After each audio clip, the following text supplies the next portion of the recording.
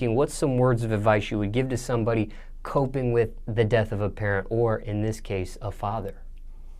The best advice I tell you, man, you just gotta take it a day at a time.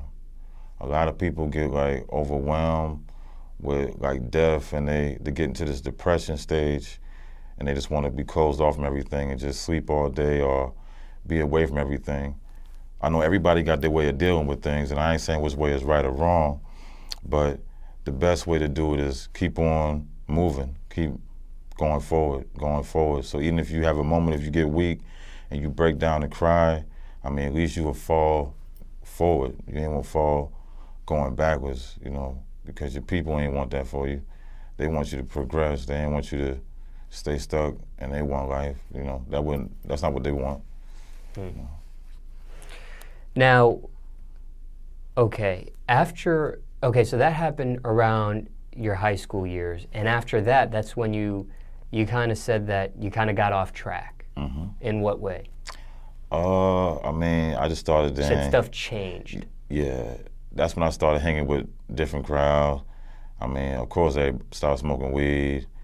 I mean, I was drinking back then too, and just like I've been feeling that, getting that family type vibe from the street people, from being out in the street, like hanging out with your boys, the smoking, the drinking, fighting, whatever the case may be.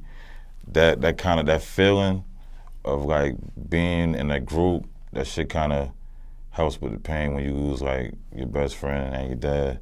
It make you kind of feel like you got a family again. Even though you got your family with your moms, and everybody know their moms love them, and everybody love their moms, but that feeling of feeling like you're a man, even though you probably not when you're doing that shit most of the time, but it gives you that false security. I mean, almost like a fraternity. You're with your boys, you know. Exactly. A female, which is the opposite sex of you, you respect it, but it's still different. True. You know, maybe if you were a daughter and you had your mom, no big deal, but yeah. True. So what type of student were you in school before the change and then after?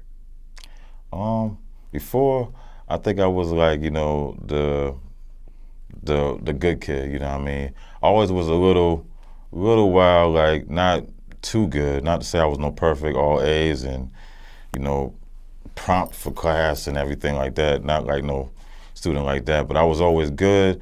I was always consistent. But when my dad died, that's when I like grew my hair out long. I got braids, you know what I mean? It just like my whole, what I used to be, I kind of just had to grow. I guess I had to take a little grow, but I started off one way, and then even though I got kind of on the left, I was still smart though. I was never like a dumb kid. I ain't gonna even lie and say I was a dumb kid, a dumb student. I mean, when I finished school, I had a 3.0 GPA, and that's why after I didn't miss 36 days of cutting class every single day. As soon as I got my car, I would just only go for like weightlifting and gym, but show up for the tests and stuff, and the quizzes. Did you rap in school? Oh yeah, I rapped back then too, yeah. And that's like when I first did it, because I used to rap and pass out little tapes to my friends in class, and I did that so much that they used to let me perform like at the Black History programs and stuff every year until I was a senior. Let me rap to my own school or whatever and shit.